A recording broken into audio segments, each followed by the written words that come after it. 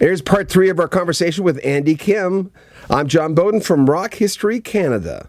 I really enjoyed this conversation with Andy. He was just in one of those great moods where he felt like doing an interview. Here's part 3 of our conversation with Andy Kim. I mean, what's your take on the fact you're just one of the survivors and you're flourishing? People, you've got a rebirth of your career for the last few years. I mean, how are you feeling about all this?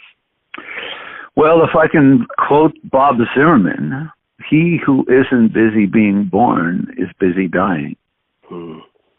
Yeah. So, I never thought about it in those terms. It's this beautiful knowledge that I've always taken it one day at a time.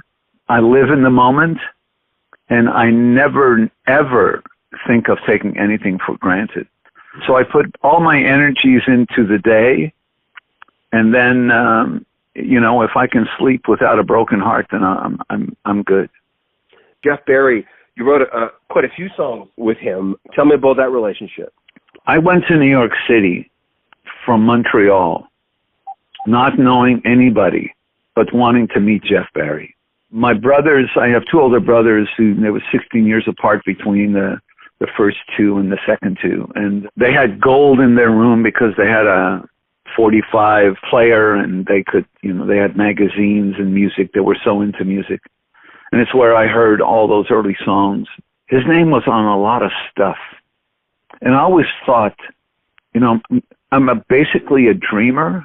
And I went and was lucky enough to be given a few minutes. Those few minutes, I played him a song that he liked, but he didn't like the 3rd and 4th verse, rather. And then he said he had to run because he was late for the studio. In my bravado, I said, "Excuse me, I've never been in a studio before. Can I come with you?" And he looked at me and he said, "Have you had lunch?" I said, "Yes, but I hadn't." So that's the beginning. He bought a sandwich, he gave me half, didn't say a word, went to the studio with him, listened for a while, didn't want to overstay my welcome, ran back to the Brill building, got a phone number and an address. And that was the beginning for me. I'm not one of those guys that played clubs first or anything. I just, he became my mentor and my friend, and we're still friends today, 1,000 years later. You wouldn't believe how I've got the biggest smile on my face hearing this story. That's one of the best stories I've ever heard. You actually said, I can't believe you said that, but good for you, because most wouldn't say, "Can I come along?" Well, you know what? I mean, it was the naivete of the moment. You're out of your element. Here I am feeling like, okay, so I'm now in front of him. And, I went to parochial school, so I showed up with a shirt and tie and a jacket. He, on the other hand, had cowboy boots on and 6'4" and just unshaven. Man, it didn't take me too long to become unshaven, although I'm 6'2". I've always seen him as just this magical spirit in my life. And, you get introduced to a lot of people. And so I got to know Ellie Greenwich, got to know Phil Spector, Lieber and Stoller, Barry Mann, Cynthia Weil, Carole King, Jerry Goffin, all because I had the courage to go to New York City on a whim. Not on a whim, on a dream, really. What were your parents' reaction of you going and doing that and your success? Well, first of all, they never really understood what it was that I was doing and what I wanted to do. And as luck would have it, I had relatives in New Jersey and in Pennsylvania and in Michigan. What basically happened was that if I really needed someone, they were within an hour of New York City, and I wasn't going to be there for long. I had enough courage to tell them that I would, I'd call them every hour on the hour if they needed. And I think they said, yes, call us.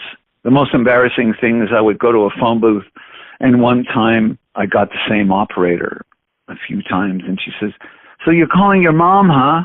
That's before I even said anything. And I don't think they ever understood the dynamic of what I needed to do for my life, which was okay, because I always felt that I wasn't here for people to understand.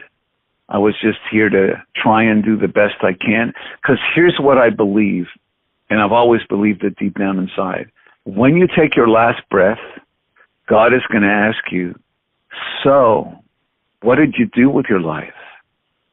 Wow. And to me, it always meant, did you find you?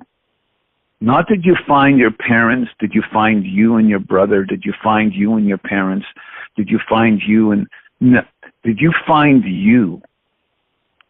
And I think that you know, I look back on the things we didn't have and love the fact that it's the things we didn't have.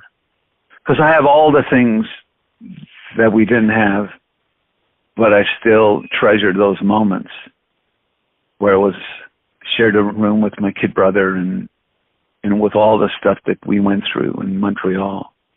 You know, you're a Montrealer surviving those snows. I guess Verdun was just as bad as Saint-Denis and de Castelnau, you know. Mm-hmm.